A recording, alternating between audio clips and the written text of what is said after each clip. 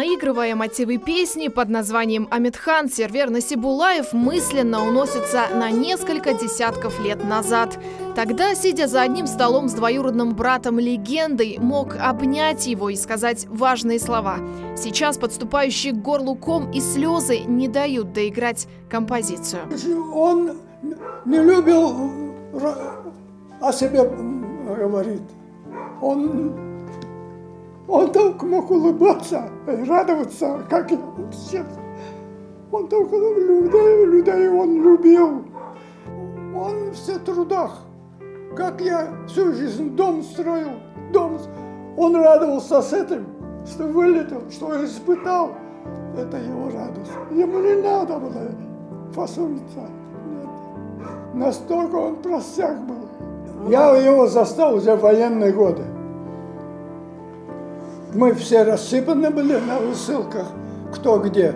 Сервер Насибулаев с супругой Екатериной бережно хранят память о легендарном родственнике. По крупицам собирают черно-белые фотографии, газетные вырезки и даже стихи, написанные Амитханом собственноручно. Брат повсюду, стоит лишь бросить взгляд на стены. Он всегда смотрит на нас, правда, в другую сторону смотрит. Первого сына назвали Рустемом, а второй родился, назвали в честь Амитхана. А теперь у нашего у Амета сыночек Ильяс, он тоже такой проказник, и на крышу залезет, и на гараж залезет. Вот, наверное, все-таки удался в Амитхана. Он тоже в школе был, Амитхан, хулиганом, и учителя родителей вызывали. За разговорами о подвигах Амитхана Султана не замечаем, как проходит час, затем второй, так и жизнь прошла, шутят супруги.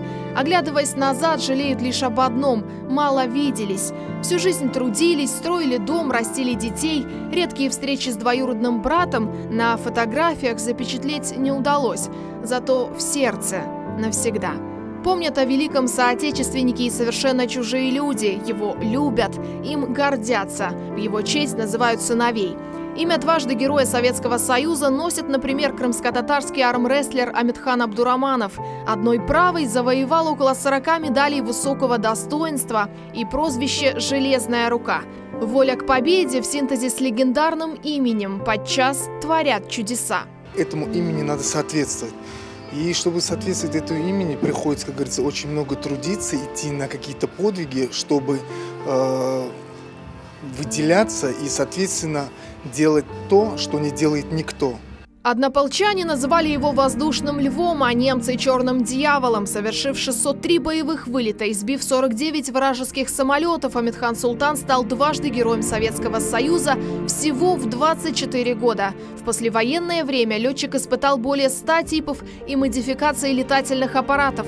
Он провел в воздухе более 4000 часов. Мы могли только встречаться в воздухе, когда он своим голосом, Аметка, как его называли в воздухе в период Великой Отечественной войны, мы его по немножко хрипловатому голосу узнавали, что это Амет, и мы говорили: Аметка, привет! Привет, мы говорили, потому что мы летали также на параллельных курсах, где-то проводили, каждый проводил испытание свое. Родился в Алупке. Еще в детстве Амитхан стал мечтать о небе. Окончив школу, поступил в фабрично-заводское железнодорожное училище в Симферополе. Параллельно занимался в местном аэроклубе, который сегодня носит его имя. Затем учился в Качинской школе военных летчиков. Казалось бы, обычные узенькие улочки Алупки, но это лишь на первый взгляд. На одной из таких улиц расположен родительский дом Амитхана Султана. Здесь даже есть специальная табличка. В этом доме легенда жил с 5 лет.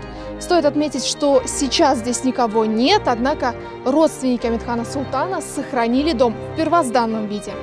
Здесь же недалеко расположен музей Амитхана Султана. Музей только удалось начинать создавать только в момент, когда крымские татары имели возможность уже массово возвращаться на свою родину, это 90-е годы. Поэтому в 1990 году вышло постановление Совета министров СССР о первоочередных мерах по возвращению и обустройству крымских татар. И к этому постановлению были приняты мероприятия. Одним из пунктов мероприятия было создание музея Амитхана Султана в Алупке. Так он родился в этом городе. Действующая экспозиция посвящена его жизни, боевому пути и летно-испытательской деятельности. Фотографии, архивные документы, письма, книги, личные вещи и награды героя, летное обмундирование. Среди экспонатов представлены и макеты самолетов времен Великой Отечественной войны. Это макет истребителя Ла-7. На нем в небе Берлина Амитхан сбил последний самолет противника.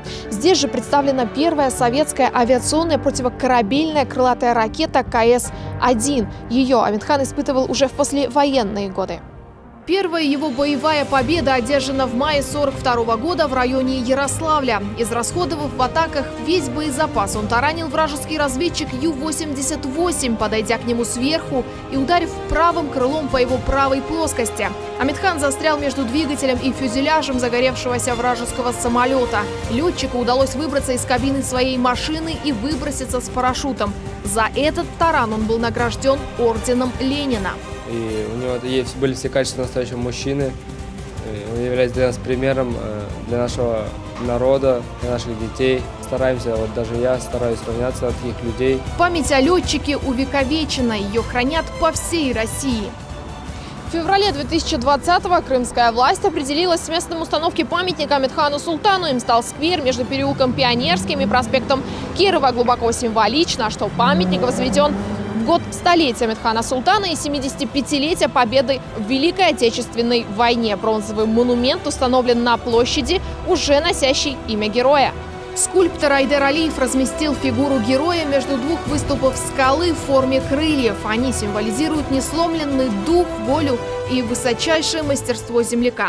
Из наградного листа летчика Амитхана Султана дважды награжден золотой звездой Героя Советского Союза, 3 орденами Ленина, 4 орденами Красного Знамени, орденами Александра Невского, Отечественной войны первой степени, Красной Звезды, уже после войны знаком почета, медалями. В 1961 году удостоен звания заслуженного летчика-испытателя СССР. Сегодня есть попытки пересмотра итогов Великой Отечественной войны, вклада народов и так далее.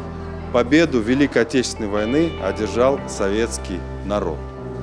Вместе с тем, хочу сказать, что сегодня памятник Амитхану Султану стоит в центре города Симферополя. Это и есть одно из реализаций указа президента о мерах реабилитации репрессированных народов. Сердце нашего легендарного земляка, давшего путевку в жизнь не одному десятку самолетов, в послевоенное время перестало биться 50 лет назад. Тогда в подмосковном небе над Егорьевском взорвался Ту-16, летающая лаборатория. Экзюпери писал: летчики не умирают, летчики улетают навсегда. Так ушла из жизни легенда. 8 февраля 1971 года Амитхан с почестями был похоронен на Новодевичьем кладбище в Москве. Решения о реабилитации крымско-татарского народа герой не дождался. Оно было принято через 43 года, когда Крым воссоединился с Россией. Ленуза Бурсиитова, Артур Чалый, Асан Ибрагимов, телеканал Миллет.